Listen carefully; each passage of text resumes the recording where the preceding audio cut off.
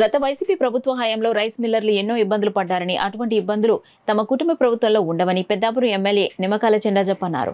రైతులకు, మిల్లర్లకు ప్రభుత్వం వారధిగా ఉంటూ వారి అభివృద్ధికి నిరంతరం కృషి చేస్తుందని చెప్పారు.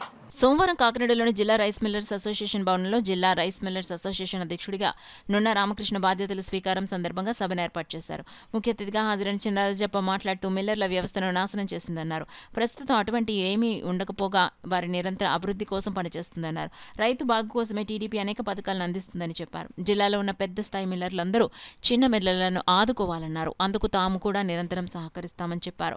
ఈ సందర్భంగా రాజప్ప దృష్టికి సామలకోట మండలంలో రైతులకు 3.5 కోట్లు బకాయిందని, అది విడుదల చేయించి పెట్టాలని సూచించారు. జిల్లా అధ్యక్షుడిగా బాధ్యతలు చేపట్టిన నున్న రామకృష్ణ మాట్లాడుతూ ప్రస్తుతం జిల్లాలో రెండో పంట మధ్యలో ఉందని, బొండాలు రకం బస్తా 1500 నుండి 1700 రూపాయలకు కొనుగోలు చేసేందుకు నిర్ణయించామన్నారు. జిల్లాలో ఉన్న మిల్లర్లందరూ ఆనందంగా ఉండేందుకు తాను ఎల్లవేళలా కృషి చేసి వారి సమస్యలు పరిష్కరిస్తానని రామకృష్ణ పేర్కొన్నారు. అనంతరం రామకృష్ణను పలువురు మిల్లర్లు అభినందించారు. అనంతరం మిల్లర్స్ భవనం ఆవరణలో ఎమ్మెల్యే రాజప్ప, చైర్మన్ రామకృష్ణలు మొక్కలు నాటారు. అంతకుముందు జిల్లా మిల్లర్ల సంఘం అధ్యక్షుడిగా ద్వారంపూడి వీరభద్రారెడ్డి నిర్వహించేవారు. ఈ కార్యక్రమంలో ఉపాధ్యక్షులుగా పేకేటి నాగేశ్వరరావు, కొయ్య శ్రీను, కార్యదర్శిగా మొగిలి అప్పారావు, సంయుక్త కార్యదర్శిగా కొత్త భైరవకృష్ణ, కోశాధికారిగా పెద్దిరెడ్డి బాబ్జీ, జిల్లా మిల్లర్ల సంఘం మాజీ అధ్యక్షుడు అంబటి రామకృష్ణారెడ్డి, మిల్లర్లు తదితరులు పాల్గొన్నారు. ప్రభుత్వం నినాదాలు ఉన్నాయి. ఇప్పుడు అవన్నీ కూడా మార్చి ప్రభుత్వానికి, మా రైతులకి సన్మానం చేసి రైసు ధాన్యాన్ని మిల్లర్స్కి ఇచ్చే విధంగా చర్యలు తీసుకుంటాం.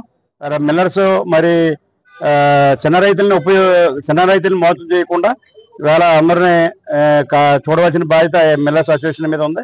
అంటే ఈస్ట్ గోదావరి అంటే మిల్లర్స్ అసోసియేషన్ చాలా స్ట్రాంగ్.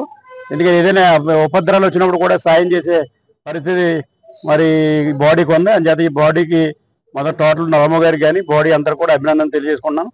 వీళ్ళందరూ కూడా రైతాంగానికి ఉపయోగపడే విధంగా చేయటం, అలాగే ఈ మిల్లర్స్లో కూడా చిన్న మిల్లర్స్ ఉన్నారు. చిన్న మిల్లర్స్ని కూడా వాళ్ళు పడిపోకుండా కాపాడే బాధ్యత కూడా వీళ్ళకే ఉంది. అంచేత వాళ్ళందరినీ కూడా మిల్లర్స్ నిలబడాలి, ముందు రైతులను ఆదుకోవాలి. రైతుల్ని ఎక్కడ కూడా మోసం చేయకుండా రైతులకి స్వేచ్ఛగా ఉండే విధంగా ఉండాలని చెప్పి నేను కోరుకుంటున్నాను. రైస్ మిల్లర్కి చాలా ఉపయోగపడ్డారు. అదే రైతాంగానికి కూడా ఒక గింజ ఎక్కడ కూడా నష్టపోకుండా 100% ఒబ్బడి చేసిన చరిత్ర మన రాజప్ప గారిది.